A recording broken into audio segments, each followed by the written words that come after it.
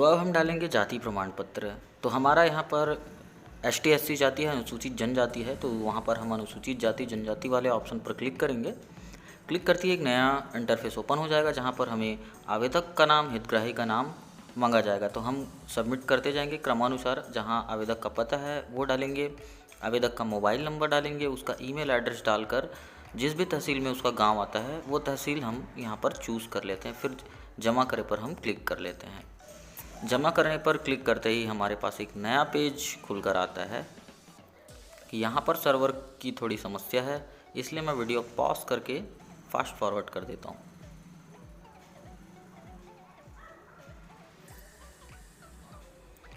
जैसे ही अगला page open होगा, यहाँ पर हितग्राही की सामान्य जानकारी पूछी जाएगी, जैसे उसके पिता का नाम हिंदी में और अंग्रेजी में। ध्यान रखिएगा उसके पिताजी का नाम प्रमाण पत्र में छपने वाला है, तो आप बहुत सावधानी से उसके पिता का नाम डालिए या उसके अभिभावक का नाम डालिए हिंदी में और अंग्रेजी के अक्षरों। और अंग्रेजी में हमेशा आपको कैपिटल अक्षर का ही यूज़ करना है, कैपिटल लेटर्स में ही।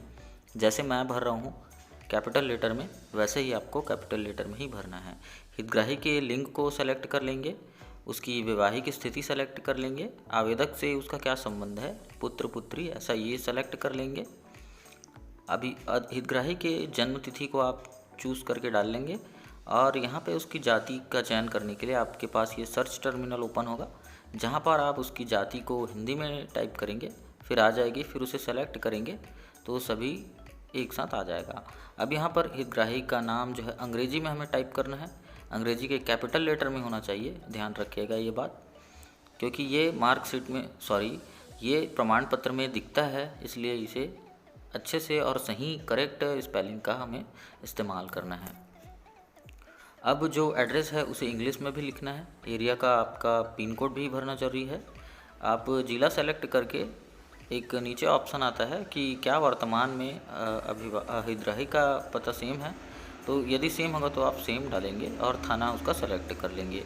लास्ट में एक ऑप्शन आता है कि आवेदक के अभिभावक के पते की जानकारी, अर्थात वह यदि अनुसूचित जाति जनजाति है तो 1950 से वह निवासरत होना चाहिए, और यदि OBC है तो 1984 से वह निवासरत होना चाहिए।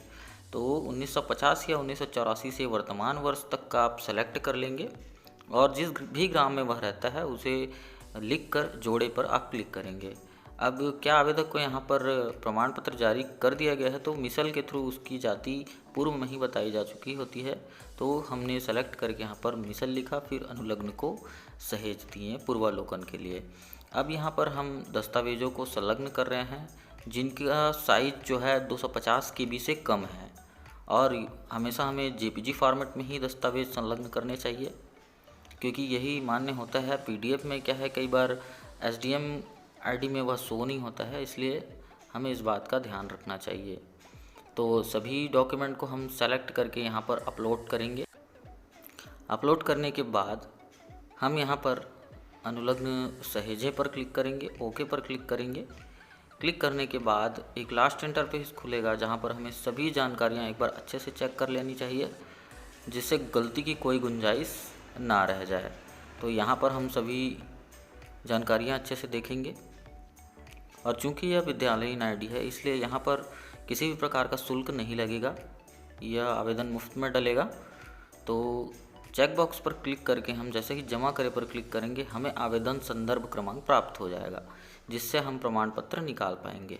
धन्यवाद।